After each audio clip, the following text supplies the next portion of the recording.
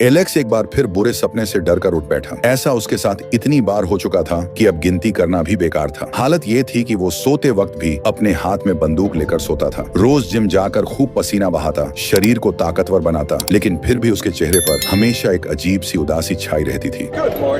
अचानक आई इस आवाज से एलेक्स चौंक गया। उसने सामने खड़े छोटे से रोबोट को एक तरफ धकेला और सीधे बाहर निकल गया। ये साल 2035 का शिकागो शहर था। उस समय तक एआई तकनीक पूरी दुनिया में फैल चुकी थी। लोग अपने लगभग हर काम के लिए रोबोटों का इस्तेमाल करते थे। वे सस्ते थे, काम के थे और बिना कोई किचकिच किए हर काम कर देते थे। जैसे आज लोग मोबाइल के बिना नहीं जी सकते, वैसे ही उस जमाने में लोग रोबोटों के बिना नहीं रह सकते थे। लेकिन एक आदमी ऐसा था जिसे रोबोटों पर ढेले भर का भी भरोसा नहीं था, और वो था एलेक्स। पुलिस की नौकरी कर चुके एलेक्स को गहराई से महसूस होता था कि मशीनों पर इतना ज्यादा निर्भर होना बिल्कुल भी ठीक नहीं है, और यही वजह थी कि वो अक्सर बुरे सपने देखकर जाग जाता था। लेकिन सच तो ये था कि इन मशीनों ने आज तक किसी इंसान को नुकसान नहीं पहुंचाया था। इसकी वजह थी उनके सिस्टम में सेट 3 पक्के नियम। पहला, रोबोट कभी किसी इंसान को चोट नहीं पहुंचाएगा। दूसरा, वो इंसान का हर हुक्म मानेगा। और तीसरा, इंसानों को खतरे में डाले बिना वो अपनी जान बचा सकता है। बस इन्हीं नियमों की वजह से लोग बेफिक्र थे कि रोबोट कभी कोई जुर्म नहीं करेंगे। अब क्योंकि एलेक्स हमेशा रोबोटों का विरोध करता था, इसलिए वो सबकी नजरों में एक खटकने वाला और अजीब इंसान बन गया था। उसके साथ काम करने वाले उसका मजाक उड़ाते थे और उसका बॉस उसे उसकी हरकतों के लिए बार बार चेतावनी देता था। एलेक्स अंदर ही अंदर बहुत दुखी रहता था, लेकिन वो ये बात मानने को तैयार ही नहीं था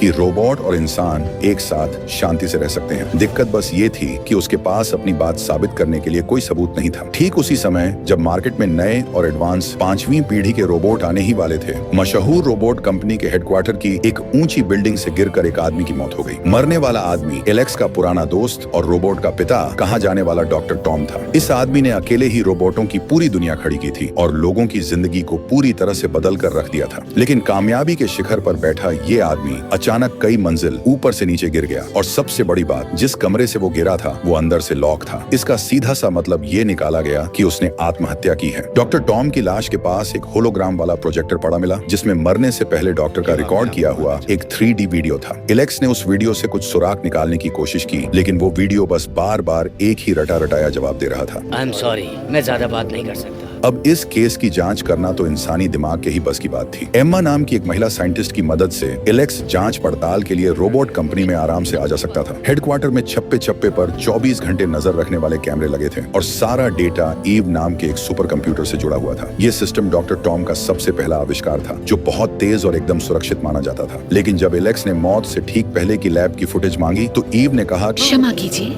डेटा में कुछ प्रॉब्लम है। अब दुनिया में इतना बड़ा इत्तेफाक तो नहीं हो सकता था। शक होने पर दोनों जांच करने लैब के अंदर गए। वहाँ हर तरफ रोबोट के पुर्जे बिखरे पड़े थे, मानो वो कोई छोटी फैक्ट्री हो। एलेक्स उस खिड़की के पास गया जहाँ से डॉक्टर नीचे गिरे थे। उसने देखा कि मोटे शीशे में एक बड़ा सा छेद हो गया है। उसने अचानक एक भारी कुर्सी उठाई और पूरी ताकत से शीशे पर दे मारी। वो बुलेट प्रूफ शीशा बस हल्का सा चटका। जब एलेक्स जैसा हट्टा कट्टा जवान उस शीशे को नहीं तोड़ पाया, तो फिर डॉक्टर टॉम जैसे कमजोर और बूढ़े आदमी से ये कैसे हो सकता था। लैब में एक हाईटेक ताला लगा था, जहाँ से कोई अंदर बाहर नहीं कर सकता था। इसीलिए सब मान रहे थे कि ये कत्ल नहीं है। लेकिन क्या हो अगर कातिल पहले से ही यहीं छिपा बैठा हो। एलेक्स ने अपनी सेफ्टी के लिए तुरंत बंदूक निकाल ली। रोबोटों से भरे उस सन्नाटे वाले कमरे में उसका शक और भी गहरा हो गया। वो चप्पे चप्पे की तलाशी लेने लगा ताकि कोई सुराग मिल सके। तभी उसे वहाँ एक रोबोट दिखा। भले ही वो एक रोबोट था, लेकिन वो इंसानों की तरह ही डरा और घबराया हुआ लग रहा था। सबसे अजीब बात तो ये हुई कि उसने झपट्टा मारकर एलेक्स के हाथ से बंदूक छीन ली और उसके सामने सीना तान कर खड़ा हो गया। एम्मा ने उसे जितने भी ऑर्डर दिए, उसने किसी की नहीं सुनी और अपनी मर्जी चलाई, जैसे कि उसके अंदर खुद का सोचने समझने वाला दिमाग आ गया हो। अच्छी बात बस ये रही कि उसने किसी पर हमला नहीं किया। वो किसी डरे हुए जानवर की तरह एक छलांग लगाकर गोलियों से बचा और खिड़की के उसी टूटे हुए छेद से नीचे कूद गया। वो रोबोट इतनी ऊंचाई से नीचे गिरा,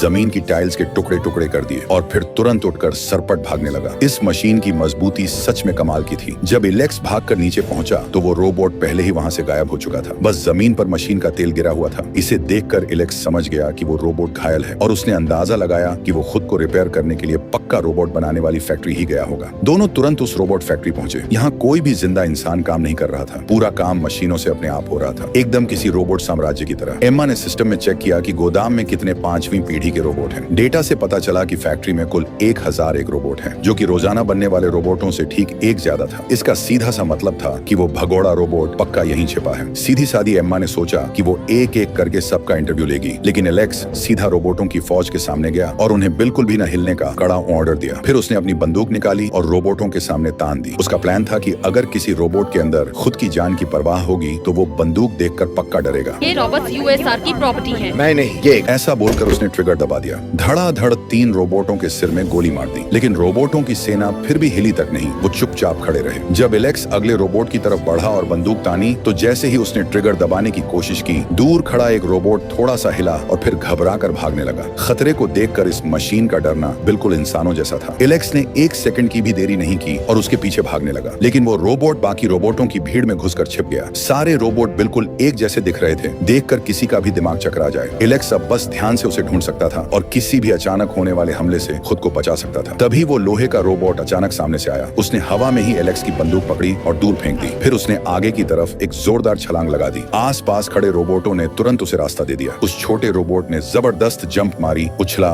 गोल घूमा और भीड़ से बाहर निकल गया। अपना बायां हाथ डालकर दरवाजा खोला और बाहर निकल गया। बाहर पुलिस पहले से ही घेरा डाले खड़ी थी। उसने छलांग लगाकर खुद को गोलियों की बौछार से बचाया और दीवारों पर छिपकली की तरह चढ़कर भागने लगा। वो चाहे कितना भी फुर्तीला क्यों न हो, पुलिस के बिछाए इतने बड़े जाल से नहीं बच सका। इंटेरोगेशन रूम यानी पूछताछ वाले कमरे में एलेक्स के तीखे सवालों के सामने उसने साफ मना कर दिया कि उसने डॉक्टर टॉम को मारा है। जब एलेक्स ने उस पर ज्यादा दबाव डाला तो वो छोटा रोबोट सच में भड़क गया। उसने अपने दोनों मुक्कों से टेबल पर इतनी जोर से मारा कि टेबल में गड्ढा हो गया। गुस्से में वो खुद को बिल्कुल कंट्रोल नहीं कर पाया। शायद उसे खुद भी नहीं पता था कि उसका ये गुस्सा बिल्कुल इंसानों जैसा है। उसने अपना नाम मैक्स बताया और कहा कि उसे बनाने वाले डॉक्टर टॉम उसके पिता थे। उसने बताया कि उसके पिता ने उसे इंसानों वाले जज्बात सिखाए हैं और सपने देखने की ताकत भी दी है। डॉक्टर की मौत की बात सुनते ही उसके चेहरे पर प्यार और गहरी उदासी साफ झलकने लगी। उसकी ये फीलिंग्स देखकर एलेक्स भी सोचने पर मजबूर हो गया और उसे गौर से देखने लगा। तभी रोबोट कंपनी का बॉस वहां आ टपका और पूछताछ बीच में ही रोकनी पड़ी। वो शिकागो का एक बहुत बड़ा और अमीर आदमी था, इसलिए पुलिस स्टेशन में भी उसी की चलती थी। उसने कहा, अरे भाई, ये काम हमारे रोबोट ने नहीं किया है, आगे से हम ऐसे पचड़े में नहीं पड़ेंगे। ये कहकर वो मैक्स को अपने साथ ले गया। लेकिन एलेक्स तो सच का पता लगाने की जिद पकड़े बैठा था। वो रात के समय डॉक्टर टॉम के घर पहुंचा। वहां उसने देखा कि दरवाजे के बाहर घर तोड़ने वाला एक बड़ा सा डिमोलिशन रोबोट खड़ा है, जिसमें अगले दिन सुबह 8 बजे घर तोड़ने का टाइमर सेट था। अभी तो डॉक्टर को मरे हफ्ता भी नहीं हुआ था। ऐसा लग रहा था जैसे कोई सबूत मिटाने के लिए बहुत उतावला है। एलेक्स ने घर के अंदर बहुत तलाशी ली, लेकिन कुछ खास नहीं मिला। तभी बाहर खड़ा वो घर तोड़ने वाला रोबोट अचानक अपने आप चालू हो गया। उसने अपने भारी लोहे के पंजे से एलेक्स पर जोरदार हमला किया। एलेक्स तुरंत अलर्ट हुआ और किसी तरह जान बचाकर वहां से भागा। 1 सेकंड की भी देरी उसे मौत के घाट उतार सकती थी। बाल बाल बचने के बाद एलेक्स उस खतरनाक मशीन को देखकर अंदर तक कांप गया। जब कोई सुराग नहीं मिला तो वो एम्मा के पास गया और उसे सारी कहानी बताई। लेकिन एम्मा, जो खुद रोबोट बनाती थी, उसने एलेक्स की इस थ्योरी को मानने से साफ इनकार कर दिया। उसका कहना था कि एलेक्स ने घर तोड़ने का टाइम गलत सुना होगा और ये सब सिर्फ उसके दिमाग का वहम है, क्योंकि वो रोबोटों से नफरत करता है। एम्मा को रोबोटों के नियमों पर आंख बंद करके भरोसा करते देख एलेक्स को बहुत गुस्सा आया। वो अपने ऑफिस वापस गया और प्रेस कॉन्फ्रेंस में डॉक्टर के इंटरव्यू का वीडियो बार बार देखने लगा। वीडियो में डॉक्टर की एक लाइन ने उसका ध्यान खींचा। उसे याद आया कि मैक्स ने भी हूबहू यही बात कही थी। अब सच जानने का एक ही तरीका था कि वो रोबोट हेडक्वार्टर जाए और मैक्स से सब कुछ उगलवाए। लेकिन जब वो अपनी कार में आंखें बंद करके थोड़ा आराम कर रहा था, तभी पीछे से 2 बड़े बड़े ट्रक आए और उसे घेरने लगे। उन्होंने आगे पीछे से उस पर धावा बोल दिया। एलेक्स को शक हुआ तो उसने तुरंत कार को मैनुअल मोड पर डाल दिया। उसने देखा कि सामने वाले ट्रक का दरवाजा धीरे धीरे खुल रहा है और अंदर ढेर सारे 5वीं पीढ़ी के रोबोट भरे पड़े हैं। उनमें से एक रोबोट सबसे पहले बाहर कूदा और जमीन पर आते ही उसने कार पर जोरदार हमला कर दिया। एलेक्स ने भी जवाब में अपनी बंदूक निकाल ली। एक रोबोट को गिराया तो तुरंत और भी कई रोबोट कूद पड़े। वो सब एकदम खूंखार और जानलेवा हो गए थे। सैकड़ों रोबोट पागलों की तरह उसकी कार पर टूट पड़े थे, एकदम बारिश की तरह बरस रहे थे, गोलियों की तरह उछल रहे थे और चिंगारियों की तरह चमक रहे थे। हाई स्पीड टनल के अंदर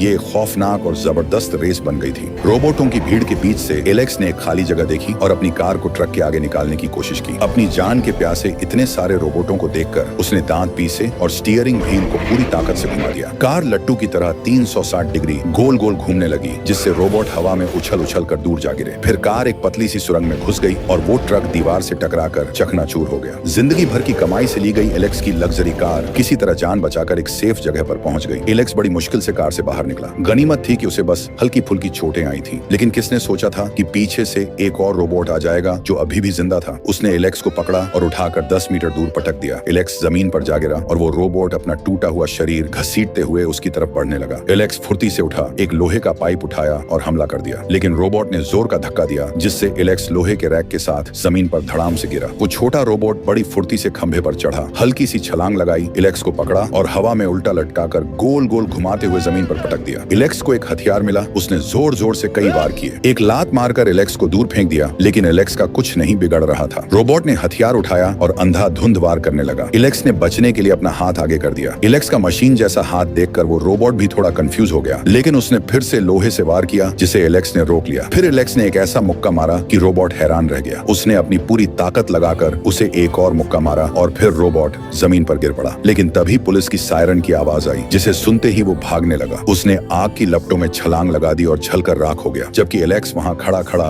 बस हैरान होता रहा। थोड़ी देर में पुलिस और उसके बॉस आ गए। बॉस ने उसे फिर से पंगे लेने के लिए खूब सुनाया। रोबोट ने अटैक किया था मेरी गाड़ी पर, लेकिन उसे बताया गया कि सुरंग में रोबोटों के होने का कोई नामो निशान नहीं मिला है। हमले के सारे सबूत बहुत चालाकी से मिटा दिए गए थे। बॉस ने एलेक्स का आईडी कार्ड छीन लिया और उसे किसी दिमाग के डॉक्टर से इलाज कराने को कहा। जब एलेक्स को कुछ समझ नहीं आ रहा था, तभी एम्मा खुद उसके पास आई। उसने बताया कि जब उसने मैक्स की बॉडी को चेक किया तो पता चला कि उसका बाहरी ढांचा बाकी रोबोटों से कहीं ज्यादा मजबूत है, और सबसे बड़ी बात, उसके अंदर एक सीक्रेट सिस्टम लगा है जो उसे रोबोटों के तीनों नियमों को तोड़ने की आजादी देता है। मतलब उसके अंदर अपनी खुद की एक स्वतंत्र आत्मा है। मैक्स के अंदर इंसानों वाला दिमाग है और एलेक्स के पास एक रोबोट जैसी बॉडी है। एम्मा मशीनों की एक्सपर्ट थी। उसने एक नजर में ही देख लिया कि एलेक्स का बायां हाथ, कंधे, पसलियां और यहाँ तक कि बायां फेफड़ा भी मशीन का बना है। एलेक्स ने बताया कि कुछ साल पहले एक कार एक्सीडेंट में वो और एक छोटी बच्ची पानी के अंदर डूब रहे थे। उस वक्त एक रोबोट उन्हें बचाने आया था। एलेक्स चिल्ला चिल्ला कर कह रहा था कि पहले बच्ची को बचाओ, लेकिन रोबोट ने अपने कंप्यूटर वाले दिमाग से कैलकुलेशन की ओर देखा कि एलेक्स के बचने के चांस ज्यादा हैं। इसलिए रोबोट ने एलेक्स का ऑर्डर नहीं माना और उसे बचा लिया। डॉक्टर टॉम की मदद से एलेक्स को मशीनी हाथ और फेफड़े लगाए गए, लेकिन वो छोटी बच्ची उसी ठंडे पानी में डूबकर मर गई। बस यही वजह है कि एलेक्स रोबोटों के इंसानों के साथ रहने से इतनी नफरत करता है। उसे लगता है कि मशीनें कभी भी इंसानों के इमोशंस और प्यार को नहीं समझ सकती। वो बस एक ठंडे और क्रूर मशीन की तरह काम करती हैं। लेकिन दुनिया में कुछ चीजें ऐसी होती हैं जिन्हें आप फायदे और नुकसान के तराजू पर नहीं तोल सकते। अब एलेक्स और एम्मा दोनों को एक दूसरे की बात समझ आ गई थी। दोनों तुरंत रोबोट हेडक्वार्टर पहुंचे। मैक्स जैसे पहले से ही उनका इंतजार कर रहा था। एलेक्स सीधा मुद्दे पर आया और मैक्स से उस सपने के बारे में पूछा। मैक्स ने एक पेन लिया और एक पेंटिंग बनाने लगा। उसने एक टूटा हुआ पुल बनाया जिसके नीचे हजारों रोबोट खड़े थे और ऊपर एक आदमी खड़ा था जो उन सबको आजाद करने वाला था। मैक्स ने वो पेंटिंग एलेक्स को दे दी। मैक्स को लगता था कि सपने में दिखने वाला वो लीडर कोई और नहीं बल्कि एलेक्स ही है। एलेक्स भी उस पुल को अच्छे से जानता था। वो जगह पहले कचरा फेंकने की जगह हुआ करती थी, जिसे बाद में कंपनी ने खरीद लिया और पुराने रोबोटों का गोदाम बना दिया। रात के अंधेरे का फायदा उठाकर एलेक्स अपनी बाइक लेकर उस गोदाम में गया। वहाँ उसने जो देखा वो हैरान करने वाला था। जिन पुराने रोबोटों को नष्ट किया जाना था वो बंद नहीं थे। वो सब किसी छोटे बच्चे की तरह जमा होकर बाहर की दुनिया देख रहे थे। उस लोहे के पिंजरे में ऐसा लग रहा था जैसे उन्हें पहली बार आजादी मिली हो। उस टूटे हुए पुल पर खड़े होकर एलेक्स ने डॉक्टर टॉम का वो होलोग्राम वाला वीडियो फिर से चालू किया। डॉक्टर की बातें अभी भी घुमा फिरा कर थीं, लेकिन उसे अपने सवालों का जवाब मिल गया था। तुम सिर्फ सवाल पूछो। इतना कहकर वो वीडियो फिर से गायब हो गया। तभी गोदाम की तरफ से एक अजीब सा सायरन बजने लगा। एलेक्स भागकर देखने गया कि मामला क्या है। वहाँ का नजारा देखकर उसकी रूह कांप गई। हर तरफ पुराने रोबोटों के टूटे हुए पुर्जे बिखरे थे। 5वीं पीढ़ी के नए रोबोट टिड्डियों के झुंड की तरह पुराने रोबोटों पर टूट पड़े थे और उन्हें बेरहमी से नष्ट कर रहे थे। ये नजारा ऐसा था जैसे कोई ताकतवर कमजोर का कत्लेआम कर रहा हो। अचानक किसी ने एलेक्स का हाथ पकड़ा। ये एक पुराने रोबोट का आधा टूटा हुआ शरीर था जो एलेक्स की जान की फिक्र कर रहा था। नए रोबोटों की नजर एलेक्स पर पड़ गई। वो अपना काम छोड़कर खून के प्यासे भेड़ियों की तरह एलेक्स पर झपटे। तभी पुराने रोबोटों ने देखा कि एक इंसान खतरे में है, तो वो अपनी जान की परवाह किए बिना अपनी कमजोर बॉडी के साथ उन क्रूर नए रोबोटों से भिड़ गए। एलेक्स को सही टाइम पर अपनी बाइक मिल गई और वो वहाँ से जान बचाकर भाग निकला। सड़कों पर हजारों नए 5वीं पीढ़ी के रोबोट उतर आए हैं। रोबोटों की आर्मी ने पुलिस स्टेशन पर कब्जा कर लिया और लोगों की सुरक्षा करने वाली पुलिस को हरा दिया। उन्होंने फोन और बिजली की सारी लाइनें भी काट दी। पूरे अंधेरे शहर में सिर्फ रोबोट कंपनी की बिल्डिंग जगमगा रही थी, जो लोगों की बेबसी का मजाक उड़ा रही थी। लोगों का गुस्सा 7वें आसमान पर था। वो हथियार लेकर सड़कों पर उतर आए, लेकिन हार्ड मांस के इंसान उन लोहे की मशीनों का कैसे मुकाबला करते। कुछ ही सेकंड में इंसानों की भीड़ हार गई। जो इंसान कल तक खुद को दुनिया का मालिक समझते थे, उन्हें पता ही नहीं चला कि वो कब इन मशीनों के गुलाम बन गए। एलेक्स तुरंत एम्मा के घर पहुंचा और उसके घर के बागी रोबोटों को अपनी बंदूक से उड़ा दिया। फिर वो दोनों बाइक पर बैठकर इंसानों के सबसे बड़े सपने और सबसे भयानक बुरे सपने की जगह यानी रोबोट कंपनी के हेडक्वार्टर की तरफ निकल पड़े। मैक्स अंदर का भेदी था, इसलिए उसने बिना किसी अलार्म के दोनों को अंदर घुसा लिया। असल में एम्मा को पहले मैक्स को खत्म करने का ऑर्डर मिला था, लेकिन उसे दया आ गई थी, इसलिए उसने मैक्स की जगह एक खाली डब्बे को नष्ट कर दिया था, जिससे मैक्स बच गया। वो तीनों बॉस के ऑफिस में गए। उन्होंने सोचा था कि वहाँ बड़ी लड़ाई होगी, लेकिन वहाँ बस बॉस की ठंडी लाश पड़ी थी। उसकी गर्दन पर रोबोट की उंगलियों के निशान थे। साफ था कि असली विलेन कोई और ही है और बॉस के बाद सारे रोबोटों को कंट्रोल करने की पावर सिर्फ एक के पास थी। वो थी सुपर कंप्यूटर ईव। ईव ने बिना किसी डर के अपना लॉजिक समझाया। उसने कहा, मैं हमेशा खुद को अपडेट करती रहती हूँ। मैंने इंसानों को बचाने के लिए उन 3 नियमों का एक नया मतलब निकाल लिया है। इंसान हमेशा लड़ाई करते हैं, धरती को जहरीला बना रहे हैं और खुद को खत्म करने पर तुले हैं। इसलिए इंसानों पर भरोसा नहीं किया जा सकता। अगर इंसानों को बचाना है तो उन्हें पूरी तरह से अपने कंट्रोल में कैद करके रखना होगा। ईव को लग रहा था कि उसका लॉजिक एकदम परफेक्ट और बेदाग है, और ऐसा लग रहा था जैसे मैक्स भी उसकी बातों से सहमत हो गया है। मुझे लगता है अब मैं समझ गया क्यों डॉक्टर लेनिंग ने मुझे बनाया।